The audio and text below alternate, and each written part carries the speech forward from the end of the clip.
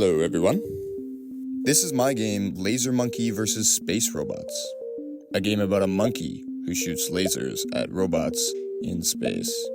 Yeah, I kinda nailed the name. But first, let's take a look at how I got here. So I was working on this adventure game for a while that was also about monkeys. I don't know. I was really passionate about this project and still am, but my semester had really picked up and it made it very hard to make consistent progress.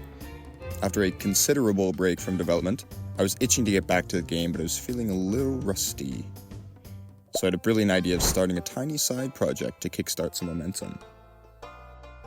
The plan was for this to turn into a mini-game in the form of a diegetic arcade machine within the world of my monkey game, like Junimo Kart from Stardew Valley. The game idea was simple. You play as a monkey in space and are faced against an evil robot military. You dodge bullets and shoot your way through waves of enemies. At the end of a series of waves, you will fight a boss. Along the way, the player will collect upgrades and abilities, increasing their strength and expanding their options. Pretty easy, shouldn't take more than a few weeks, month tops. Damn. So anyway, here's how I made Laser Monkey vs. Space Robots. It all started with a drawing of the planned first boss of the game.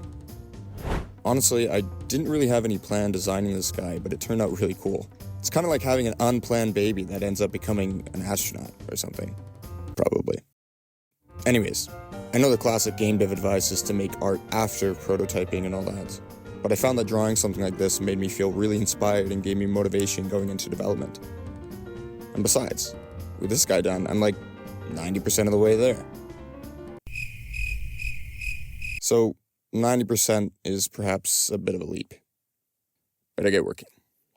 So to get this up and running for now, there are a few things I'm going to need. A player controller, obviously. A robust projectile system. A few basic enemies, and a boss AI. To start, I created the player character, which I modeled after the monkey from the other game.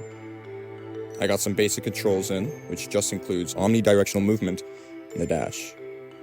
These are organized under a simple state machine, which probably is a bit superfluous for how limited the movement options are currently, but will prove useful later on when the player's options get expanded.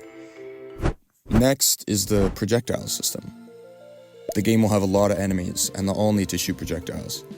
I want to be able to create a wide variety of bullets, so it's important for me to create a modular system that I can apply to any enemy, and the player too. So here's what I landed on. I have this absolute unit of a shooter class, which contains a list of shots to be fired in a burst. Each shot contains a bunch of data related to its shooting behavior. So I can control things like the projectile to be shot, the sound that gets played, the delay within the burst, and a whole lot else. Perhaps most importantly, I have fields for the number of projectiles shot and the spread.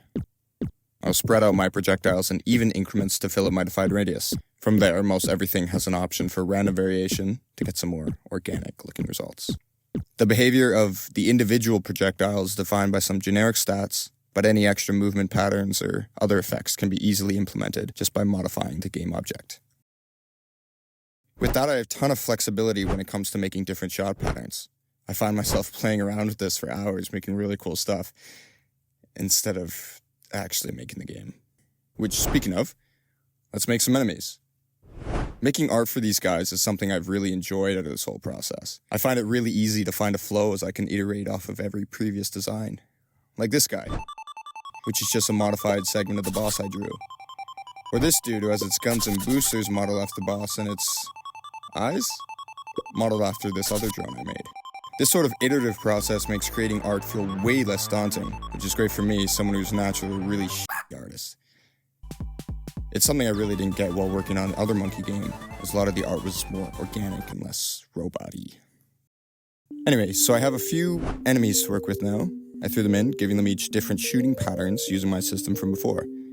Some track you, some shoot at a fixed angle, some shoot lasers, and some just charge at you. Okay, I think I finally have enough of a foundation that I can start working on the boss. I'll just give it some basic attacks, and there we go. What even is that? Moving on. So I have a few ideas for the boss attacks. For the first one, it'll shoot two big lasers and sweep them across the screen. Another one where it'll patrol back and forth, shooting at you before charging down towards you. And it'll fly back up, shooting more lasers as it goes. Next, I have this idea where the boss will sort of funnel you into this laser cage and shoots a barrage of bullets with limited gaps. And finally, an attack where its wings pop off and boomerang at you. Cool, I think that's a good start. Let's get on with making the thing. So the boss, like the player, operates under a state machine with each state defining a behavior of an attack. State transitions are handled with this selector state, which chooses the next state randomly from a pool of available attacks. With this boss, and in this project in general, I've made heavy use of Unity's native event system. Every state has an event call for when it is entered and exited. This helps me decouple code and keeps it shockingly lightweight for the attack's complexity. So for example, take the assemble state. It needs to do a number of things. It has to play an animation, disable some colliders, spawn a shockwave.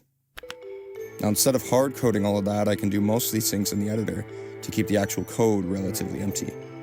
So yeah, Unity events are great. However, I ran into a downside of relying on them so heavily.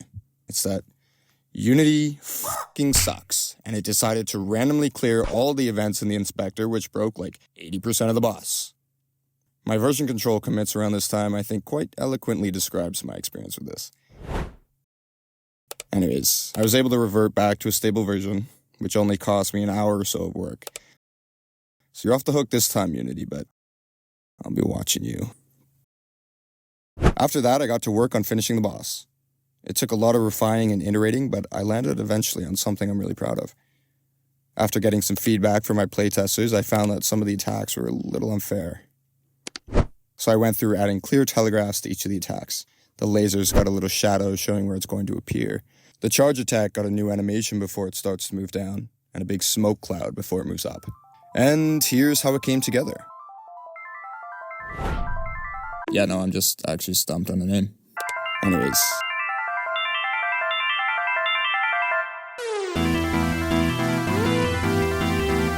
So somewhere along the way, as the scope of this project increased, or at least as I began to understand the scope better, I decided to remove the limit of this game being a subset of other monkey game, and instead we'll be releasing Laser Monkey vs. Space Robots standalone at some point. Hey, so if you liked the video, really? Do all the YouTube things, like and subscribe and all that. This video took way longer than I thought. Like, holy shit. Wow. Yeah, YouTube's hard.